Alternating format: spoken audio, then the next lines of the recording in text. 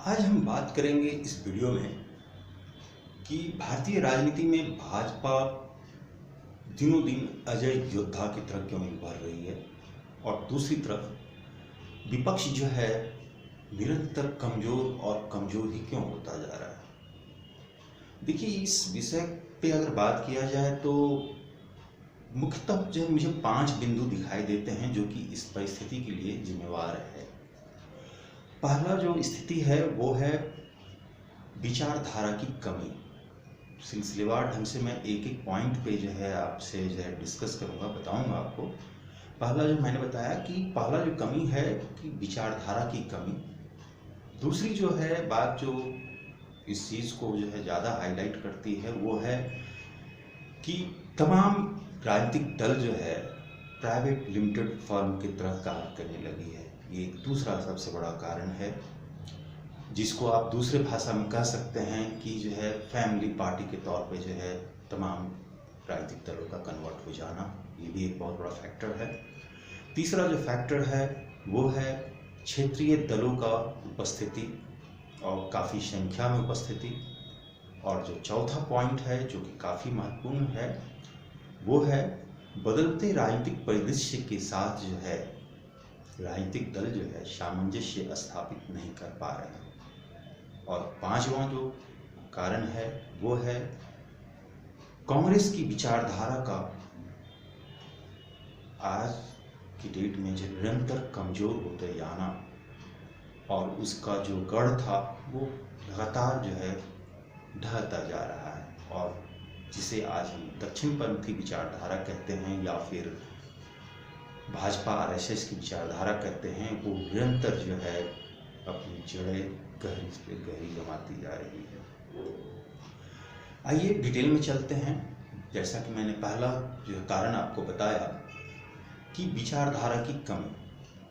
आप अगर भारत की तमाम राजनीतिक दल की बात अगर कर लें, चाहे वो आपका साउथ इंडिया का हो, नॉर्थ इंडिया का हो, पूरे देश के अंदर जितने भी राजनीतिक दल है, आप गौर करेंगे कि किसी के पास जो है अपना जो है एक सेल्फ जो है राजनीतिक विचारधारा और दर्शन नहीं है। वो सारे के सारे राजनीतिक दल जो है इंस्टेंट यानी कि क्षणिक राजनीतिक लाभों को देखते हुए अपनी राजनीतिक विचारधारा का जो है निर्माण करते हैं। और बेसिक विचारधारा जो है सब के सब राजनीतिक दल जो है वो कांग्रेस और वामपंथियों से उठा करके चल रहे हैं। यानी कि कहें कि कांग्रेस और वामपंथियों की विचारधारा को ही जो है थोड़ा थोड़ा मॉडिफाइड कर करके सारे के सारे इस्तेमाल कर रहे हैं। देश में राजनीतिक विचारधारा अगर है तो दो ही विचारधारा है इस वक्त। तीसरा जो विचारधारा था वो तो जो है इस तरह से एक दूसरे के साथ मिल गया है, कांग्रेसी विचारधारा और वामपंथी विचारधारा, कि निरंतर वो जो है कमज़ोर और कमज़ोर होता जा रहा है। लेकिन फिर भी कंसिडरेशन में जो है हम लोग रखेंगे कांग्रेस की विचारधारा और वामपंथी विचारधारा, दोनों एक दूसरे के साथ लड़ाइयाँ करके चलती हैं। और जो इसके सामने जो खड़ा है विचारधारा वो है दक्षिणपंथी विचारधारा, या कुछ लोग उसे जो है आरएसएस की विचारधारा कह लेते हैं, उग्र हिंदूवादी विचारधारा कह लेते हैं। तो वो अपनी अपनी राय हैं लोगों की, अपने अपने अनुसार उनका जो है नामांकन कर रहे हैं, ठीक है, कोई दिक्कत नहीं है। तो यहाँ पे देखने वाली बात ये है कि राजनीतिक विचारधारा जो तमाम जो है राजनीतिक दल जो इस्तेमाल कर रहे हैं वो कांग्रेस से गौरव किया हुआ है, या फिर कुछ हद तक जो है वाम दलों का जो है गौरव किया हुआ है। कुछ जो है दल जो है समाजवादी विचारधारा अपना कहते हैं लेकिन है नहीं। दूसरी तरफ जो है दक्षिणपंथी विचारधारा है, और ये विचारधारा जो है निरंतर जो है मजबूत और मजबूत होती जा रही है। और इस विचारधारा के मजबूत होने के पीछे कहीं न कहीं जो है कांग्रेस की विचारधारा ही जो है कारण बन रही है। क्योंकि आप गौर करेंगे, बहुत ही बारीकी से इस चीज़ को अध्ययन करेंगे तो आप देखेंगे कि पिछले जो है 54-55 सालों तक जो है देश पर कांग्रेस ने राज किया। बाद में जो है जो अपने को समाजवादी विचारधारा के लोग कहते हैं उनका कुछ दिनों तक सरकार चला, उसके बाद भाजपा की सरकार चल रही है 2014 से कंटिन्यूअस। लेकिन बीच में 2000 में भी वाजपेयी जी की सरकार थी। तो ये जो विचारधारा का जो टकराव है, इस विचारधारा के टकराव में जो है आज जो है भाजपा की विचारधारा जो है, जो कि दक्षिणपंथी विचारधारा कहा जाता है, वो निरंतर मजबूत होता जा रहा है। इसके पीछे जो है कारण जो मैंने आपको बताया कि वो कांग्रेस की ही विचारधारा है जो कि इसको पनपने और मजबूत होने का मौका दिया। वामपंथी विचारधारा ही है जिसने इसे पनपने और मजबूत होने का मौका दिया है। और ऐसा क्यों है? क्योंकि कांग्रेस और वामपंथी विचारधाराओं ने जो है सेलेक्टिव पॉलिटिक्स को बहुत ज़्यादा दोहन कर दिया इन लोगों ने। सेलेक्टिव पॉलिटिक्स और जो है जिसको कि सेकुलर लोग जो हैं, जो अपने को सेकुलर कहते हैं, वो इसे नाम देते हैं अल्पसंख्यक जो है, अल्पसंख्यक जो है अधिकार या अल्पसंख्यक का संतुष्टि। लेकिन भाजपा या दक्षिणपंथी विचारधारा इसे जो है अल्पसंख्यक तुष्टीकरण कहती है। और ये जो है अल्पसंख्यक तुष्टीकरण जो है सिलेक्टिव पॉलिटिक्स का ही एक पार्ट है। उस पार्ट ने इतना जो है अति इस्तेमाल हुआ जिसके कारण जो है कि लोगों के अंदर जो एक निराशा की भाव थी। देश का बहुसंख्यक वर्ग जो है काफ़ी हद तक अपने को जो है आहत महसूस कर रहा था पिछले लंबे समय से। और इस चीज़ को जो है दक्षिणपंथी विचारधारा का जो है प्रसार के लिए मुख्य कारण मान सकते हैं आप। क्योंकि जो है आप अगर गौर करेंगे, देश जब से आज़ाद हुआ है तब से अगर जो है बहुत सारी घटनाओं को देख लें और आज की डेट में जो है जो काफ़ी हद तक जो है लव जिहाद जिस चीज़ को नाम दिया जा रहा है, और मुस्लिम वर्गों का जो है एक जो कहा जाए कि आक्रामक दृष्टिकोण है धर्म को लेकर करके, ये सारी चीज़ जो है दक्षिणपंथी विचारधारा को जो है खाद पानी देने का काम करता है।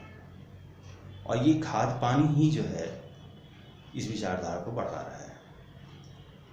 अब को ध्यान में होगा कि जो है देश की आज़ादी के समय में जो है केरला में जो है हिंदुओं पे अत्याचार हुआ था, उसका नाम मैं भूल रहा हूँ, मैं उसका नाम बाद में जो है ऐड कर दूँगा वीडियो में। तो उस वक्त भी जो है गांधी जी ने सिलेक्टिव जो है पॉलिटिक्स को इस्तेमाल किया, एक शब्द नहीं उस पर बोला और जो है ना ही हिंदुओं को जो है सहानुभूति दिखाया हिंदुओं के साथ या उस पर मलहम लगाने की कोशिश किया। कहीं ना कहीं ये मन जो है हिंदुओं का आहत था ही।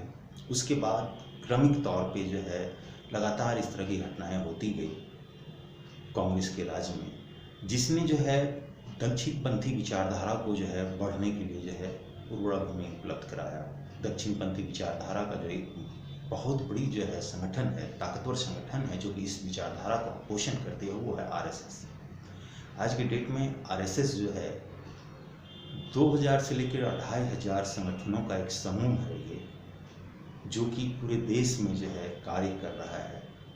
और वो जो है राष्ट्रवादी विचारधारा के साथ साथ जो है सरकारों की जो है विचारधाराओं पे जो है लोगों के अंदर एक जो है विचार उत्पन्न कर रही है। राष्ट्रवादी विचार के साथ साथ जो है उनके कार्यों पे भी जो है टीका टिप्पणी करके जो है एक विचारधारा को जो है जन्म दे रही है। ये चीज़ जो है भाजपा का जो है कहा जाए कि अजय योद्धा की तरफ बढ़ने के पीछे एक बहुत बड़ा कारण है। अगर आप रिसेंट में अगर देखें तो त्रिपुरा फतह जिस तरह से हुआ और अभी जो है बंगाल चुनाव में जिस तरह से बीजेपी का फतह अभियान चल रहा है, निश्चित तौर पे जिस तरह त्रिपुरा फतह किया बीजेपी ने, बंगाल भी फतह करने जा रही है। और ये फतह जो है ऐसे ही नहीं हो रहा है, इसके पीछे जो है पिछले 10 सालों की तैयारी है। त्रिपुरा फतह के पीछे भी जो है 10 साल की तैयारी थी और बंगाल फतह के पीछे भी 10 साल की तैयारी है।